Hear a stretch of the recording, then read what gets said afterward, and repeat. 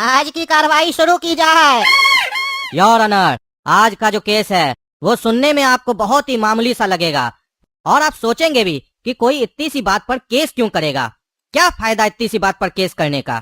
लेकिन ये मामला आपको जितना छोटा लगेगा उतना छोटा है नहीं।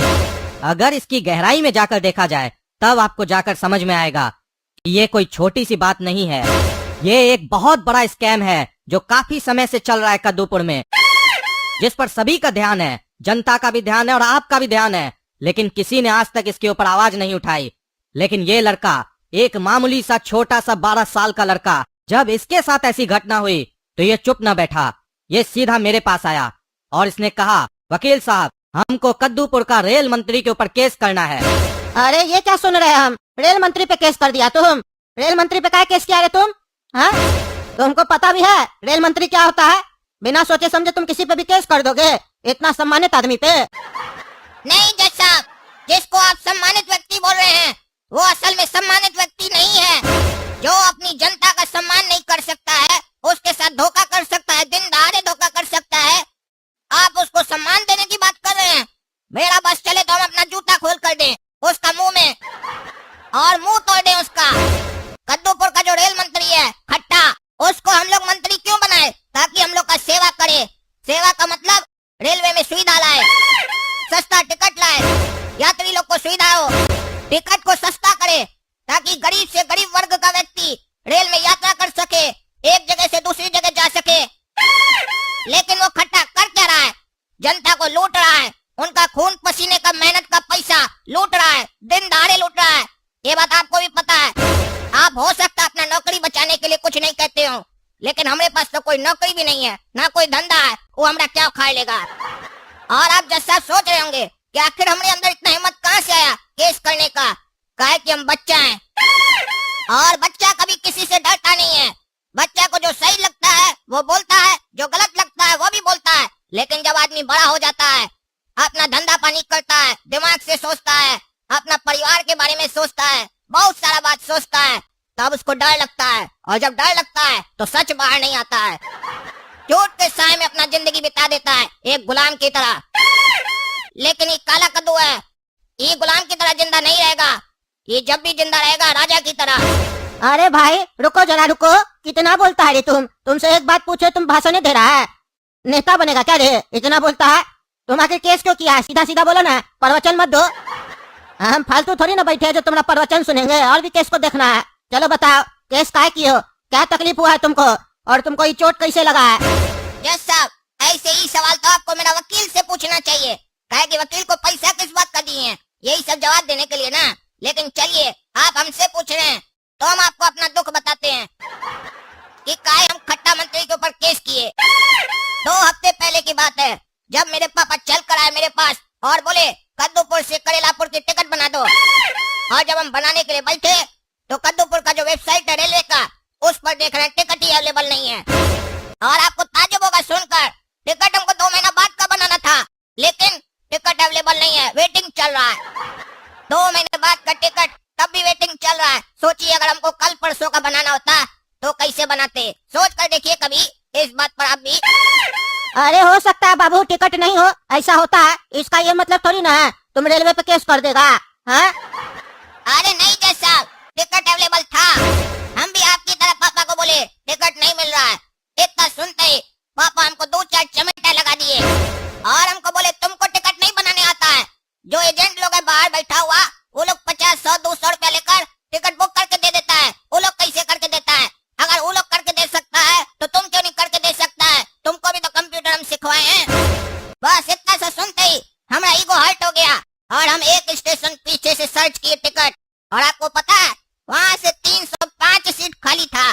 सोच कर देखिए, एक स्टेशन पर देख रहे हैं तो वहाँ पर सीट अवेलेबल नहीं है, वेटिंग चल रहा है। एक स्टेशन पीछे 305 सीट खाली है, कैसे खाली है? जवाब है आपके पास इसका कुछ? ये आपको भी पता है, लेकिन आप बड़े हैं ना, डर रहे हैं अपना परिवार और नौकरी को लेकर। कभी बच्चा की तरह सोच कर देखिए और सच बोल कर देखिए, अच्छा लगेगा आपको। और आपको पता है जहाँ से ट्रेन चल रही थी वहाँ से 600 सीट खाली थी, और भाड़ा कितना था? यहाँ से 1000 रुपया, वहाँ से 1500 रुपया, एक आदमी के ऊपर 500 रुपया एक्स्ट्रा। सोच कर देखिए कितना लोग टिकट बुक करता है। जरूरत है तो वो बुक तो करेगा ही, पीछे से करेगा तो एक आदमी पर 500 का मुनाफा। ट्रेन में जितना आदमी है उतना आदमी लोग अगर ऐसे बुक करे तो कितना का मुनाफा, और जितनी ट्रेन है उसमें सब बुक करे तो कितना का मुनाफा, सोचे हैं कभी? बस इसी पगला रेल मंत्री के चक्कर में और इसका सिस्टम के चक्कर में हमारा बाबूजी हमको बहुत मारा, हमारा मुंह कान तोड़ दिया। बस हमको इसी बात का गुस्सा लगा, हम बोले हम केस करेंगे और अपना आवाज उठाएंगे। अरे बात तो तुम्हारा सही है, लेकिन ये बताओ जब तुम टिकट काट दिए तो तुम्हारा पापा तुमको और क्यों मारा? अरे जज साहब, हमारा बाबूजी इसलिए हमको मारा काहे कि वही टिकट को बुक करने में हम 200 रुपए एक्स्ट्रा दे दिए।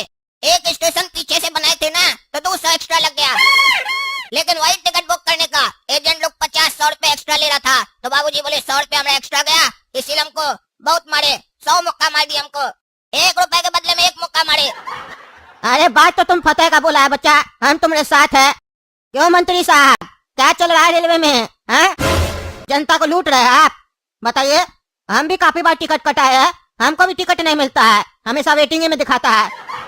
लेकिन हमको दिक्कत इसलिए नहीं होता है क्योंकि हमारे पास तो स्पेशल कोटा है ना, लेकिन हमारा रिश्तेदार लोग को काफी दिक्कत होता है जब वो हमारे यहाँ घूमने आता है, कहता है तत्काल में टिकट कटवाना पड़ता है, बार बार डबल पैसा लगता है। काहे हो रहा है ऐसा? हमारा रिश्तेदार से भी कंप्लेन किया है कई बार, कहता है तत्काल में टिकट कटाते हैं लेकिन ट्रेन पूरा खाली जाता है। तो वो सब सीट क्या करते हैं आप लोग? हैं? अपना मौगी के लिए रखते हैं? हैं? क्या चल रहा है? सही सही बताइए, तमाशा बना के रखे आप लोग कद्दूपुर में। क्या समझते हैं कानून अंधा है? वो पट्टी पहना है, अंधा नहीं है, दिखाई देता है, बस कुछ बोलता नहीं है क्योंकि कद्दूपुर का कानून ही वैसा है, बोल नहीं सकता है। लेकिन हम बोलेंगे क्योंकि हम ईमानदार जज है और सजा भी सुना देंगे। अब बताइए खड़े क्या है? देखिए जज साहब, हम इसीलिए शांत थे क्योंकि एक पढ़ा लिखा आदमी हमेशा शांत रहता है और नेता भी हमेशा शांत रहता है, सोच समझ के ही जवाब देता है। अरे ये जो आप बोले पढ़ा लिखा आदमी हमेशा शांत रहता है, तो हम तब से जो बोल रहे हैं आपका कहने का मतलब है हम गंवा रहे हैं? हाँ, क्या कहना चाहते हैं आप? और आप क्या कह रहे हैं नेता आदमी शांत रहता है? नेता कब से शांत रहने लग गया? वो तो पैजामा से बाहर निकल के बात करता है। अरे जज साहब, थोड़ा अपना लैंग्वेज पे ध्यान दीजिए और सुनिए, जनता को कितना भी फैसिलिटी दे देना, जनता का मन नहीं भरता है, काहे कि उसको सब चीज फ्री में चाहिए ना। फ्री में खाने का आदत हो गया है। आप ही देखिए हम लोग चुनाव के टाइम में कैसे बेवकूफ बनाते हैं कि 5 किलो चावल फ्री देंगे, 2 किलो आटा फ्री देंगे, तो वो जनता हम लोग को वोट दे देता है। तो जनता को खाली फ्री चाहिए सब चीज, और अभी हम बोल देंगे रेलवे में सीट फ्री, तो देखिएगा कैसे सीट भर जाएगा। फ्री हमेशा इलेक्शन के समय दिया जाता है, जीतने के बाद थोड़ी ना दिया जाता है।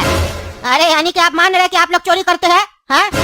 अरे नहीं नहीं, हम तो दूसरा नेता का बात कर रहे थे, अपना थोड़ी ना। हम तो पूरा सर्विस देते हैं, वेटिंग में इसलिए चलता है क्योंकि टिकट बुक रहता है और हर स्टेशन का अपना एक कोटा होता है। अच्छा, कौन सा स्टेशन का 600 कोटा होता है? हाँ? हमको पढ़ा रहे हो? सब पता है। टीटी लोग भी पैसा लेता है, सीट दे देता है, सब पता है हमको, समझे? ज्यादा हमारे सामने होशियार नहीं बनेगा। ये लड़का सही मुद्दा पे आवाज उठाया है, आज हम तुमको छोड़ेंगे नहीं। अरे जज साहब, आपको जो स्पेशल कोटा मिलता है कहाँ से मिलता है? यहीं से तो मिलता है। अरे तो नहीं चाहिए हमको स्पेशल कोटा, क्या तमाशा लगा के रखे हो? लालच दे रहे हो हमको भी फ्री का? हमको बुड़बक मत समझो, समझे? केस चल रहा है, केस को गुमराह करने का कोशिश मत करो, हम देख रहे तुमको इधर उधर का बात कर रहे हो तुम। अरे क्या केस चल रहा है रे बाबू? हमको थोड़ा लेट हो गया आने में, सुने थे रेल मंत्री का कोई केस चल रहा है। अरे टगला नेताजी, आप शांति से नहीं बैठ सकते हैं? हाँ? आपका घर नहीं है जो बीच में बकवास कर रहे हैं, कितना बार बोले डिस्टर्ब नहीं किया कीजिए। और आप फालतू रहते हैं क्या? हर केस में आ जाते हैं सुनने के लिए क्या केस चल रहा है। आप भी लड़ाई पीट कीजिए रोड पे, 2-3 केस आपके ऊपर भी होगा, फिर अपना केस भी सुनिएगा। अरे जज साहब, रेल मंत्री के ऊपर केस हुआ था तभी हम आए, क्योंकि हम भी टगला नेता है, कद्दूपुर का मंत्री है, हमारा जिम्मेदारी बनता है, हमको पता हो कौन नेता के साथ क्या हो रहा है, इसीलिए हम आए। आखिर सुने तो ये क्या कर रहा है और क्या इसके ऊपर आरोप लगाया गया वो सही है कि गलत है? क्योंकि ये जो काला कलूठा लड़का है ना, 1 नंबर का चोर है, चोर। अरे टकला, चोर तुम है और ये रेल मंत्री है, काहे कि ये भी तुम्हारा दोस्त है ना और तुम्हारी पार्टी का है ना, तो चोरी तो करेगा ना। इसका बाबूजी तो तुम है ना जो चोरी सिखाया इसको। बाप जैसा होगा तो बेटा भी वैसा ही होगा ना। अरे तुम चोर होगा समझा, और तुम इसका बाप होगा, हम नहीं है। अरे हाँ हाँ, आप ही फैसला कर दीजिए टगला नेताजी, ये चोर है कि निर्दोष है, और आप ही सजा दे दीजिए, हमरा क्या जरूरत है यहाँ पे? अरे ऐसा नहीं है जज साहब, ये आपका काम है, आप ही कीजिए, हम तो खाली केस सुनने आए हैं। अरे सुनने आए तो सुनिए ना, बोल का रहे हैं? ज्यादा जबान चलता है आपका, शांति से रहिए। और आप बताइए मंत्री जी, आपको अपना सफाई में कुछ कहना है? नहीं तो हम आपको सजा सुना देंगे। लेकिन आप अपना सफाई में कुछ बोलिए, उससे पहले हम आपको कुछ बोलना चाहते हैं। सफाई से याद आया, आप अपना ट्रेन का सफाई भी कराया कीजिए, बहुत ही गंदा होता है, सफर करने का मन नहीं करता है। पिछली बार गए थे ना तो पूरा यात्रा में बाथरूम में पानी नहीं था। अरे जज साहब, वो कभी कभी हो जाता है, इसका मतलब ये थोड़ी ना है कि हम साफ सफाई नहीं करवाते हैं, सब समय पे होता है। कोई ठोस सबूत नहीं आप लोग के पास। अरे वकील, तुम कहीं नहीं बात कर रहा है, खड़ा क्या है? अरे तब से तो आप लोग आपस में बात कर रहे हैं, हमको तो कोई बोल ही नहीं रहा कुछ बोलने के लिए, तो हम क्या बोले? ये लग ही नहीं रहा कि कोर्ट में बहस हो रहा है, लग रहा आपस में कोई चर्चा कर रहा है। जज साहब आपसे डायरेक्ट पूछ रहे हैं, आप डायरेक्ट जवाब दे रहे हैं, इसमें हमारा क्या काम है? इसीलिए हम कुछ नहीं बोल रहे हैं। अरे तो यहाँ आए काय हो, जाए यहाँ से पागल। अरे जज साहब, हम क्यों जाए? हमको आप कुछ बोलने बोलिएगा तब ना हम बोलेंगे, हम बीच में डिस्टर्ब नहीं करते हैं, नहीं तो आप बार बार बोलते हैं हम ईमानदार जज है, जेल में डाल देंगे। बार बार बोलेंगे contempt of court, contempt of court, हमको डर ही लगता है आपसे बहुत। अरे तो पागल, बोलो बोलो, क्या कहना चाहते हो तुम, क्या कहना चाहते हो? अरे जज साहब, हम भी यही कहना चाहते हैं कि ऐसा असुविधा का सामना हमको भी करना पड़ता है, आए दिन हमको सफर करना पड़ता है। मेरी बीवी का तबीयत खराब है ना, हमको छोड़ के चली गई थी मायके, वहीं रहती, वहाँ तबीयत खराब है, हमको बार बार जाना पड़ता है देखने के लिए, लेकिन हमको भी टिकट नहीं मिलता है, हमेशा पीछे से काटना पड़ता है, नहीं तो तत्काल में लेना पड़ता है। 2500 का 5000 रुपया देना पड़ता है। तभी जब हमारे पास भी रेल मंत्री साहब अपना केस लेके आए, हम भी 5000 की जगह 50,000 रुपया उनसे लिए। काहे कि हम भी तो कहीं से तो वसूलेंगे ना, तभी ना अपना पेट पालेंगे और टिकट कटाएंगे। सच बोले तो कद्दूपुर में अगर हर जगह ईमानदारी हो जाए तो हर चीज सस्ती हो जाए, लेकिन क्या करे, बेईमान लोग से कद्दूपुर भरा हुआ है। अरे पागल, तुम क्या बकवास कर रहा है? तुम हमको बचा रहा है कि फंसा रहा है? हमसे पैसा लेके हम ही को फंसा रहा है। आप लोग भी तो हम लोग से पैसा लेके हम लोग को सर्विस नहीं देते हैं, हम लोग का फोन लैपटॉप कुछ भी चोरी हो जाता है, बोलते हैं आपका जिम्मेदारी है। एसी में भी टिकट कटा, उसमें भी दतवन बेचने वाला आ जाता है, खीरा बेचने वाला आ जाता है, बोलता खीरा खाइएगा सर। तो ये सब फालतू आदमी लोग क्यों आता है? एरोप्लेन में तो नहीं आता है, ट्रेन में आप लोग जानबूझ के भेजते हैं और सामान चोरी करवाते हैं, उसमें पुलिस वाला लोग भी कमीशन खा लेता है। ये तो आप लोग का धंधा चल रहा है ना, इतना पैसा लेने के बाद भी, इतना लूटने के बाद भी, 2000 का 5000 लेने के बाद भी जनता को सही से सफर कहाँ करने देते हैं, उसको डिस्टर्ब करते हैं। बार बार कोई पैसा मांगने वाला आ जाता है, कोई कुछ बेचने वाला आ जाता है, उसमें कभी कोई गलत आदमी आके लूट लेता है, चोरी कर लेता है, ना कोई सेफ्टी है ना कोई सर्विस है। फिर कंप्लेन करने पे फोन नहीं उठाते हो, फोन उठाने के बाद सॉरी बोल देते हो, तो हम भी वही काम कर रहे हैं, सॉरी माफ कर दो, आपको भी अच्छा लगेगा। अरे तुमको छोड़ेंगे नहीं, बाहर चलो, मार के देह तोड़वा देंगे तुम्हारा। अरे हमारा कोर्ट में आप वकील साहब को धमकी दे रहे हैं, हम आपको अंदर कर रहे हैं, हमारा कोर्ट में आप धमकी दीजिएगा, डराइएगा। ये कोर्ट आदेश देती है कि इस रेल मंत्री को 5 साल के लिए जेल में डाल दिया जाए और 3 साल में फांसी लगा दिया जाए। अरे जज साहब, मतलब नहीं समझे आपका, ये कौन सा सजा हुआ? 5 साल के लिए जेल में रखा जाए, 3 साल में फांसी दे दिया जाए, 8 साल रखना है क्या इसको? 3 साल में इसको फांसी दे देगा तो ये 5 साल रहेगा कैसे? और कहीं ये तो नहीं आप कहना चाहते हैं कि 8 साल रखा जाए इसको? अरे नहीं नहीं रे मूर्ख, अपना ज्यादा दिमाग मत चलाओ।